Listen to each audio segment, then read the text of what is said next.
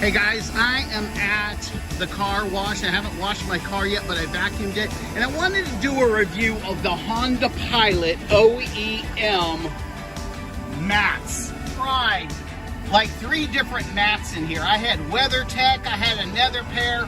And what people don't understand about the Weathertech mats is they're not rubber. These are very thick and they're rubber and they don't slide. And they're OEM, so they lock. They have a lip here that actually stays very flush with the molding. And I can't say enough about these mats, but the WeatherTech are more of a plastic.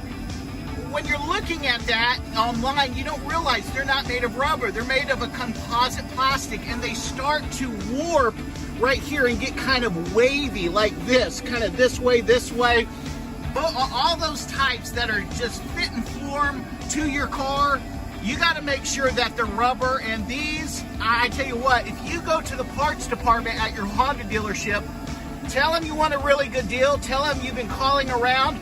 I got these for like $1.40, which I was very impressed with. And so again, this is after 1.5 years, and they're in perfect condition. I actually need to power wash them off. In the back seat, you have this liner that goes all the way across the back. And again, they stay in place. And the carpet, let me show you this. Really, the true test is what's the carpet look like. Let me go back to the front, guys. Look at the carpet underneath the mat. It's perfect. You know what I'm saying? We don't even lift this carpet. I don't think we've lifted it once to vacuum it. And that's what you want. You want to protect the carpet. And I can't tell you during the winter how much mud I had in this car. On both sides, it was just filled with mud. Now, if we go to the third seat, I wasn't planning on doing this. No one's really back here. But look at these. I mean, they just stay. These don't have fasteners, but they just stay. And look at this. I'm telling you, when I'm talking to you, these are not thin.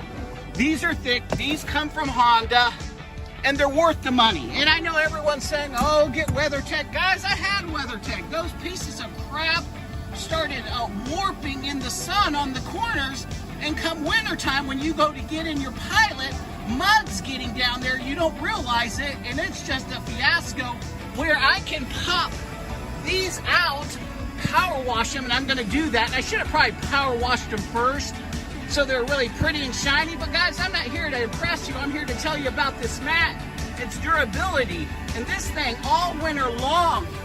Guys, if you have more than 2 inches of water down here in your mat, you got a problem.